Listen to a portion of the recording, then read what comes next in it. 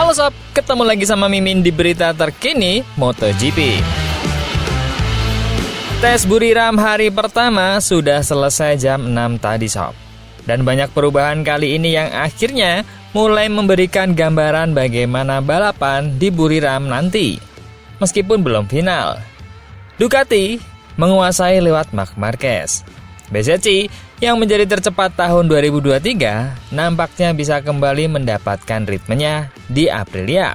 Dan kejutan dari Honda lewat pembalap yang sering diremehkan, Luca Marini. Dan masih banyak berita menarik lainnya, diantaranya Tardosi yang akhirnya memilih GP24. Seperti apa lengkapnya, kita bahas. Jangan sampai ketinggalan update tentang MotoGP dari TNT. Dengan cara ketik hashtag MotoGP di kolom pencarian agar kamu bisa mendapatkan pilihan berita menarik yang kamu cari. Jam 6 sore ini menjadi penanda bahwa tes ditutup di Buriram. Dan Marc Marquez berhasil menguasai tes kali ini. Ducati lagi-lagi mendominasi. Dan nampaknya mesin GP24 masih menjadi raja dari mesin MotoGP saat ini. Pencapaian Marc Marquez ini sebenarnya belum sekencang capaian Pecco Bagnaia tahun lalu dengan torehan waktu 1 menit 28 detik.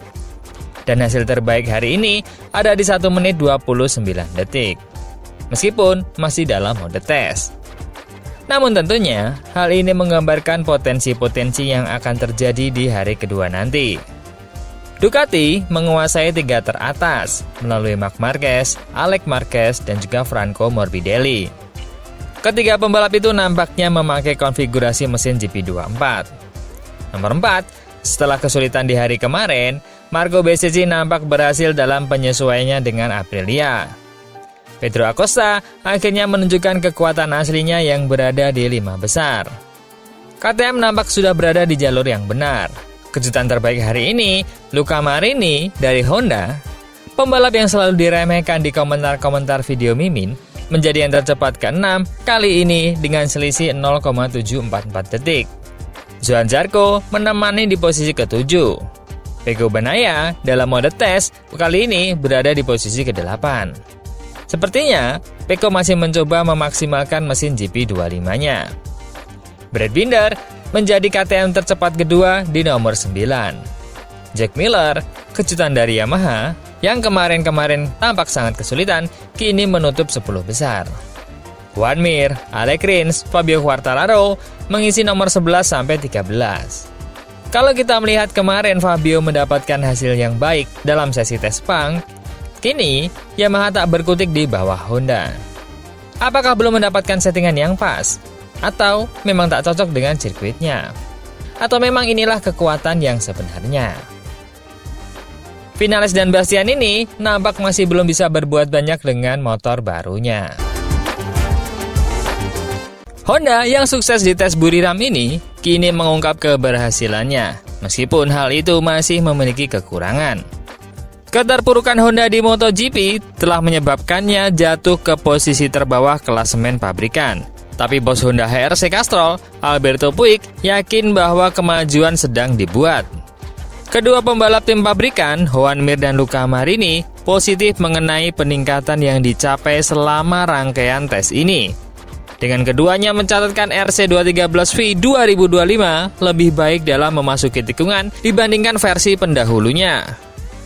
Hal ini didukung oleh Alberto Puig yang menegaskan bahwa RC213V telah membuat langkah maju tahun ini dibandingkan tahun 2024 saat berbicara kepada MotoGP.com. Basisnya lebih baik dari tahun lalu. Kami telah melakukan perbaikan di beberapa area yang sebelumnya sulit bagi kami. Tetapi kami masih perlu memperbaiki beberapa hal yang sangat penting dan yang diminta oleh para pembalap. Tapi kami tahu hal-hal tersebut. Ini tidak akan mudah.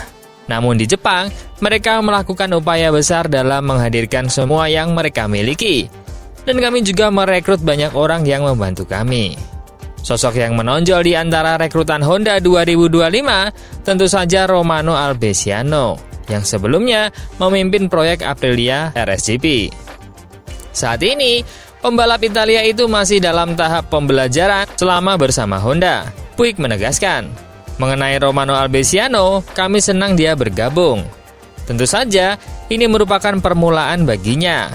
Dan dia butuh waktu untuk terbiasa dengan sistem Honda yang mungkin sangat berbeda dengan cara kerja di Italia. Honda bukanlah individu, melainkan sebuah tim. Disinilah kami ingin menemukan kekuatannya, motivasi, dan tantangan, dan target satu-satunya adalah membawa Honda kembali ke posisi puncak. Sedangkan dari Ducati, Kepala Tim Ducati Davide Tardossi mengatakan merek tersebut condong ke arah homologasi mesin GP24 untuk motor GP 2025-nya. Tetapi, keputusan akhir akan diambil malam ini. GP24 terbukti menjadi salah satu motor paling dominan dalam sejarah MotoGP karena memenangkan 16 dari 20 Grand Prix yang diadakan tahun lalu. Dengan pembukaan mesin selama 2 tahun yang mulai berlaku pada awal tahun 2025, Marc Marquez dan Pecco Bagnaia menghabiskan banyak waktu selama tes Sepang untuk membandingkan mesin GP24 dan GP25. Dengan mesin GP24 yang sudah berada pada level bagus, kedua pembalap mengatakan mereka harus benar-benar yakin dengan GP25 yang merupakan langkah yang cukup signifikan untuk mendapatkan homologasi untuk 2 tahun ke depan. Pada hari pertama uji coba Buriram hari ini, kedua pembalap pabrikan tampaknya lebih menyukai mesin GP24. Dengan Tardossi mengonfirmasi bahwa ini sekarang merupakan arah yang paling mungkin untuk dituju. Sejauh ini, keputusan belum diambil, tetapi tampaknya kami akan menuju 2024, kata Tardossi. Namun akhirnya, malam ini, Gigi dan para teknisi akan mengambil keputusan akhir. Perasaan saya adalah kami akan menggunakan GP24, namun sejauh ini belum diputuskan. Ini bukan pertama kalinya Ducati memilih menggunakan mesin lama pada motor barunya.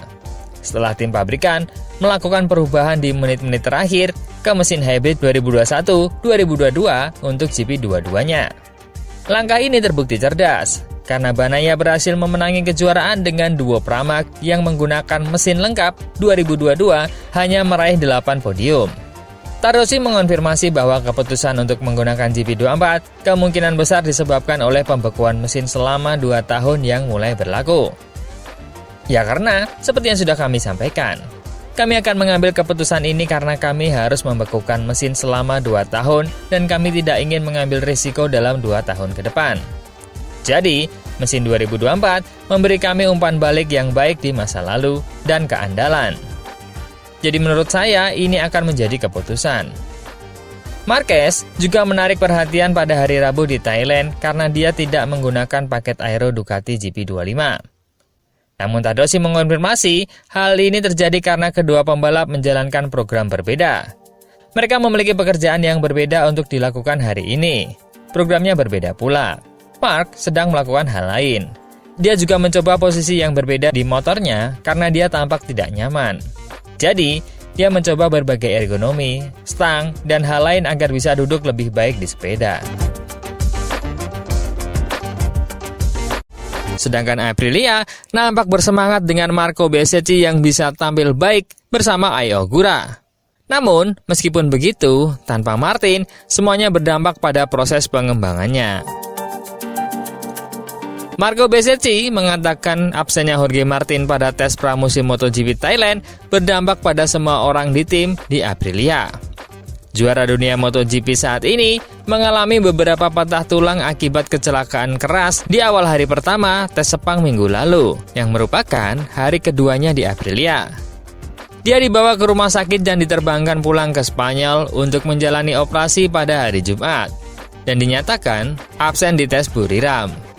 Ini berarti Martin akan melakoni debut balap Aprilia setelah hanya menyelesaikan 90 putaran di RSGP sejak November lalu.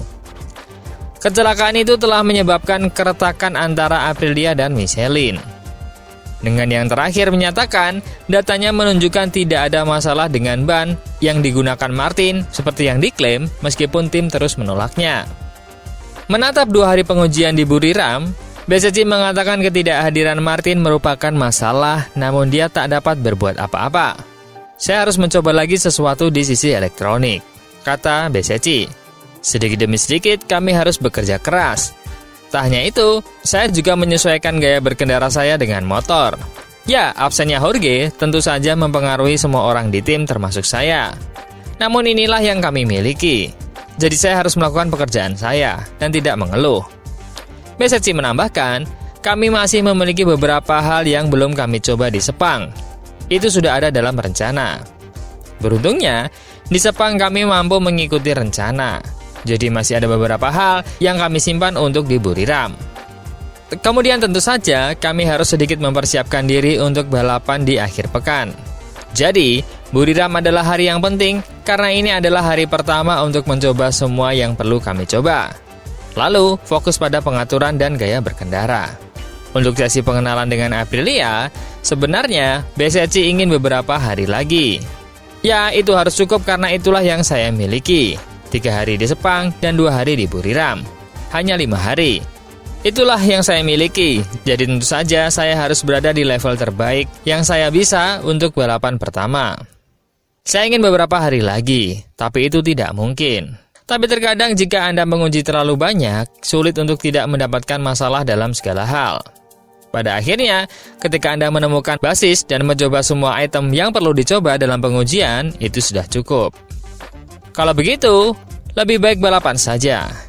Jadi, mungkin saya ingin menghabiskan 3 hari di Sepang dan 3 hari di sini. Bagi saya, itu akan sempurna. Tapi ini 3 dan 2, jadi it's okay. So, dengan Honda yang memberi kejutan dan para pabrikan yang kini lumayan berimbang, sepertinya nih, tahun 2025 bakalan seru. Menurut teman-teman gimana? Coba komen.